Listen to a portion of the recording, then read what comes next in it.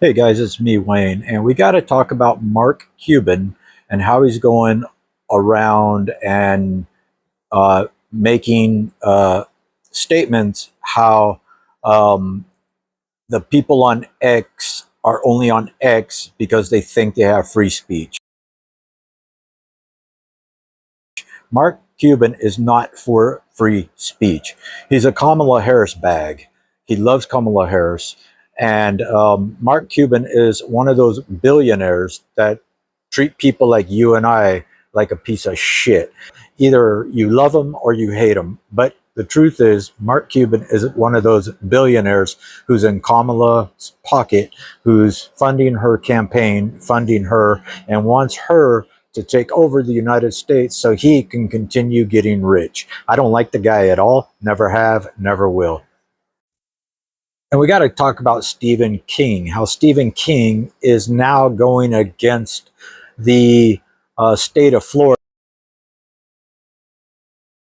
because Ron DeSantis signed a bill to take library books out of kids' libraries, around the schools and stuff. And some of his books are going to be banned from uh, Florida schools. And he's really upset. Well, I'm sorry, folks. I don't want my kid reading books with sex in it and graphic pictures of sex and people doing bad things and bad words and stuff like that. I don't want my little, first to second and third grader seeing stuff like this. So I am for the ban that Ron DeSantis put through in Florida. And I wish they would do that all over the country. That would be great for our schools, wouldn't it? And least but not last, do you think that Kamala Harris is going to win the presidency? Do you think she's going to move into that White House? Um, there has been speculation going around all over the internet that Kamala Harris is ahead in polls, this and that and the other thing. And I have a hard time believing that. For the simple fact is, when you look at the polls side by side and the true reality of polls, Donald Trump is way ahead of her. I think these polls are just rigged through social media and the big TV outlet stations, and I don't think that Harris is going to win. The only way Harris can win is if, what happens. I can't say it on YouTube, but that's the only way she could win. I don't think she's going to win. I hope not. I hope it doesn't go in that direction. But come on, we only got two candidates, Harris and Trump.